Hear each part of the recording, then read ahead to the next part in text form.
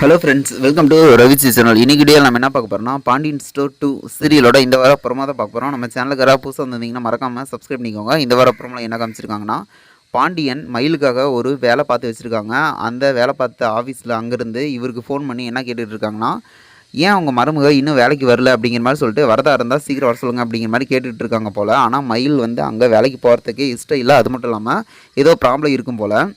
இவங்க பதறி அடிச்சுட்டு சரி அப்படிங்கிற மாதிரி சொல்லிட்டு இவரும் பாண்டியன் என்ன சொல்கிறாருன்னா, நாளைக்கே போய் ஜாயின் பண்ணிடுங்க அப்படிங்கிற மாதிரி சொல்கிறாருன்னு இவங்க பதறி அடிச்சுக்கிட்டு அங்கே அவரோட ஹஸ்பண்ட்கிட்ட போயிட்டு, இது மாதிரி நான் வேலைக்கெல்லாம் போகலிங்க, நான் உங்களையே கவனிச்சிட்டு இங்கேயே இருந்துடுறேன் அப்படிங்கிற மாதிரி சொல்லிட்டு, வேலைக்கு போவே எனக்கு பிடிக்கல அப்படிங்கிற மாதிரி சொல்கிறாரு. அதுக்கு அவர் என்ன சொல்கிறாருன்னா, அப்பா சொல்லிட்டு அதுக்கு மறுபேச்சு கிடையாது, அதனால் வந்து நீ போய் தான் ஆகணும் அப்படிங்கிற மாதிரி சொல்லிட்டு இவர் கிளம்பி போகிற மாதிரி வந்து காமிச்சிருக்காங்க. ஆனால் ராஜிக்கும் மீனாக்கும் ஒரு டவுட்டு என்ன அப்படின்னா, ஏதோ பதட்டத்தில் இருக்காங்களா அப்படிங்கிற மாதிரி சொல்லிட்டு இவங்க வந்து மயில்கிட்ட என்ன கேட்குறாங்கன்னா, இது மாதிரி உங்களோட சர்டிஃபிகேட்டில் ஏதோ ப்ராப்ளம் இருக்குது அப்படிங்கிற மாதிரி சொல்லிட்டு கேட்குறாங்க.